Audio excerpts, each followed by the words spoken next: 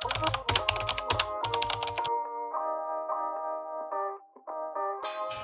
there! Welcome to my channel. I am Ida, and in this video, I will be sharing with you how I was able to get a 10-year multiple entry visa with no travel history to Japan. Just recently, nagamit ko na nga siya. I was able to travel to Tokyo, and I could really say na it definitely will not be the last. Gusto ko na i-share sa inyo how I was able to get that visa. And ano ba yung mga requirements na kinumply ko. Sana makatulong sa inyo. Ang nagustuhan ko guys sa Japan Embassy or the Japan visa is that it's very easy to apply and concise yung mga requirements na kailangan. It is important to note na dapat accredited yung travel agency kung saan tayo magpapasa ng mga requirements. Yung mga famous na travel agency where you can pass your requirements are Rally Travel and Tours, Attic Travel and Tours, UHI, who offers also very affordable visa processing fees, and others that you can check dun sa website ng Japan Embassy. But for me, during my application days, very convenient sa akin yung Rally MOA kasi they are open from Monday to Sundays and they are open mall hours, so 10 to 6 ata or beyond. Kaya I chose Rally Travel and Tours MOA. Ang pinakaunang gagawin mo is to identify what kind of visa will you apply for. In my case, I am an employed individual here in the Philippines and I applied for tourist visa to Japan. Specifically, multiple entry visa. Kasi nagkakaiba pa rin yung requirements for single entry visa and multiple entry visa. Actually, may ma-add ka lang na isang requirement. For the multiple entry visa, there are 9 requirements that I passed. Ano nga ba ang mga kailangan na requirements para sa tourist visa to Japan? Ang pinakaunang requirement para sa application natin would be our passport. Make sure that it is in good condition and may available na 2 pages for the visa. I'm just gonna show you how the Japan visa looks like. Ito siya. It will be indicated siya kung ilang years and kung ilang duration of stay.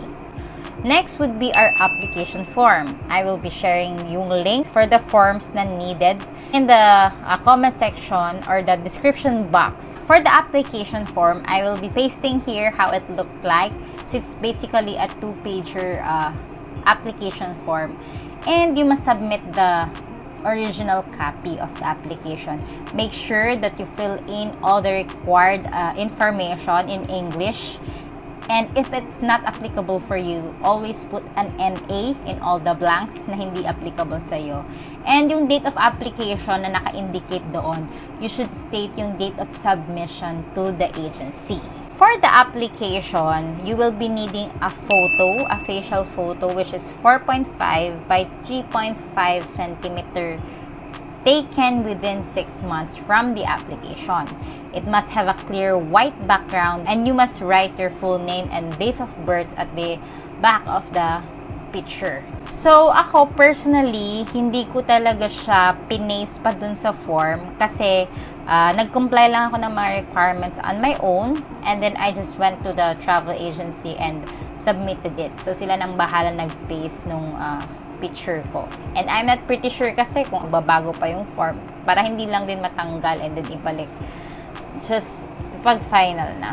Just to recap, we have 3 requirements now. We have our passport, our application form, and the facial photo. Our next requirement will be for those who have no use visa in their passport. The 4th requirement is a birth certificate. So it must be valid for 1 year and it must be issued by the PSA. And if you are married, you will also be needing a marriage certificate. But for my case, since I am single, I only submitted the birth certificate. Still, for those with no used visa in their passport, the 5th requirement would be an itinerary in Japan. Okay? For the itinerary in Japan, I will also be putting the link sa comment section for the form, and here is also a sample of it. I will paste it somewhere here, and then just click the link na lang para you can get the form and fill it out. So it's important to put scheduled date of entry and departure. Booking is not necessary for the flight, but if you have already, is lagay mo na lang din kung ano yung dates ng flight mo. And then for accommodation, you will also need the name of the hotel or the accommodation, the address, the contact number.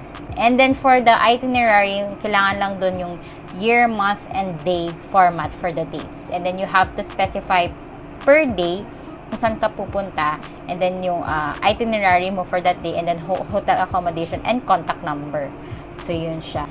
Next na is yung proof that you will be able to finance your travel to Japan.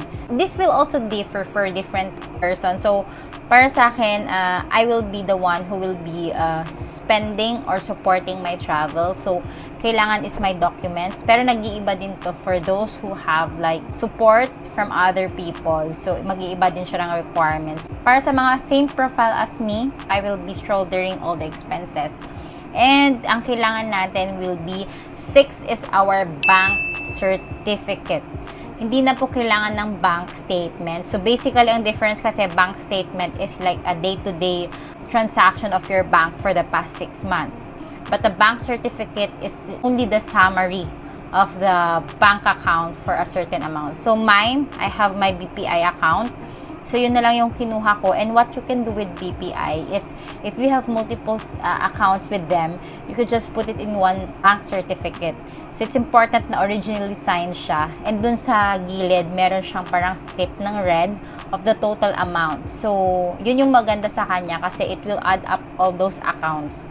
Now, you may ask me, magkano ba dapat ang kailangan sa bank certificate? So, I think nagdi-differ din siya if you will be applying for a single entry and a multiple entry visa. Ang sinasabi lang na guidelines talaga, parang general rule is, pero ito wala ito sa mga requirements, okay? So, 10,000 per day daw ang kailangan mo. But of course, if you're applying for a multiple entry visa, siguro you have to allocate more para at least mas ma-prove mo na kaya mong isuffice even for your future travels. Next na kailangan is yung ating BIR Form 2316. Ito naman yung income tax return natin from the company. You have to submit the latest ITR that is available. So when I applied, it was January, and then hindi pa available yung 2022 ITR. So I had to pass yung 2021 ITR namin. And it was accepted, and then hindi rin siya original copy na. I only submitted the photocopy. And then ang important din is to submit all requirements in A4. So if it's in long bad paper, pwede mo siyang i-reduce. Aside from that, ang next na kailangan natin would be our Certificate of Employment.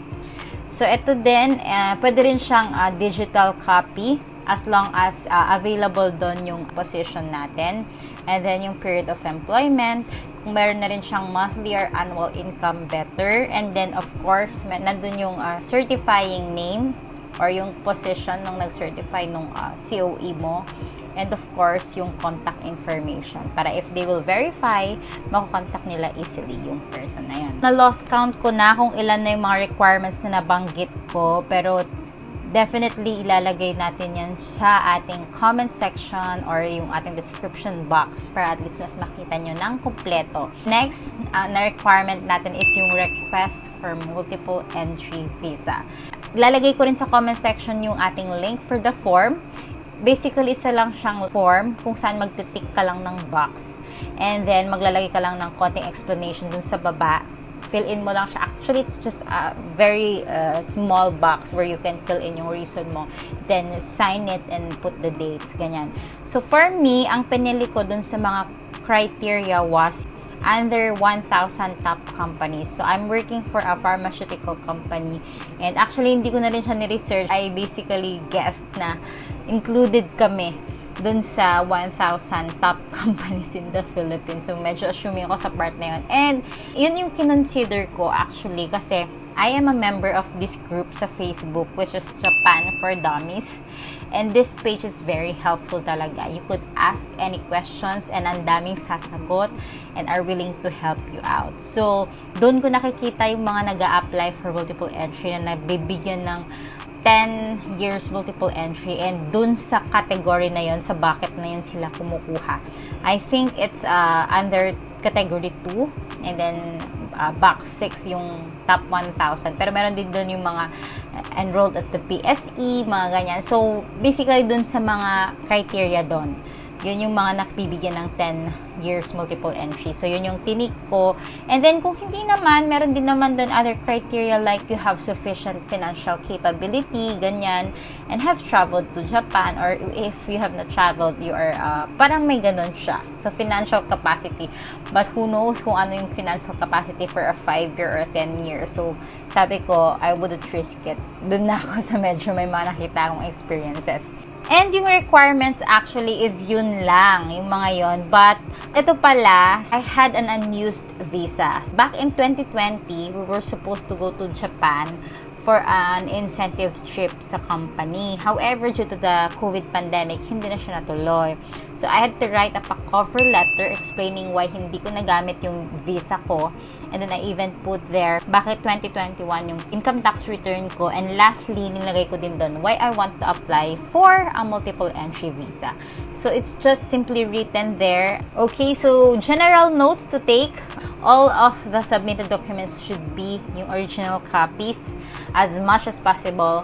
All our documents should be submitted with a validity of 3 months from the application. Only yung marriage certificate or yung birth certificate can be 1 year. As I said earlier, dapat A4 yung size ng mga forms na isasubmit natin. So, gaya nga ng mga forms and yung mga requirements ni Japan, make sure na very clean and very organized yung mga sasubmit nating mga requirements para hindi din mahirapan yung travel agency to check and to compile yung ating application. So, recap ko lang for our requirements. So, we have 10 basic requirements na pinasa ko. So, first is our passport. Second is our application form. Third is our facial photo. And then, fourth is our birth certificate. Fifth is our itinerary in Japan. Sixth is our bank certificate. 7 is our BIR form. 8 is our COE or certificate of employment. 9th is our request for multiple entry visa. And 10th is our cover letter.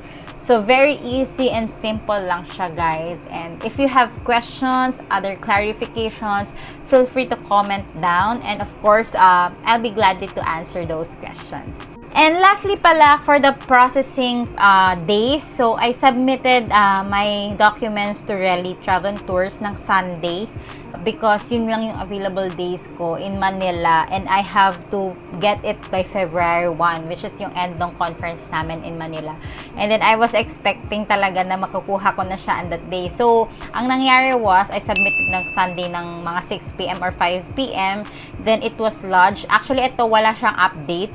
Walang text or walang follow-up na binigay si Rally, but eto nag-assume lang ako. So, Monday, sinubmit siya sa Japan Embassy, and then I got my visa stamped ng Tuesday, January 31, and then February 1, actually wala pa silang text. Pumunta ako doon and I told them, pwedeng i-LBC na lang nila kasi hindi ko na siya mahihintay and I'll be going back to the province. But fortunately, may mga dumating na visa, and upon checking, andun na yung visa ko. And nakakatuwa kasi I was given the 10-year multiple entry talaga. In terms of visa processing fee, ang single entry will be 950, and then yung multiple entry is 1,450.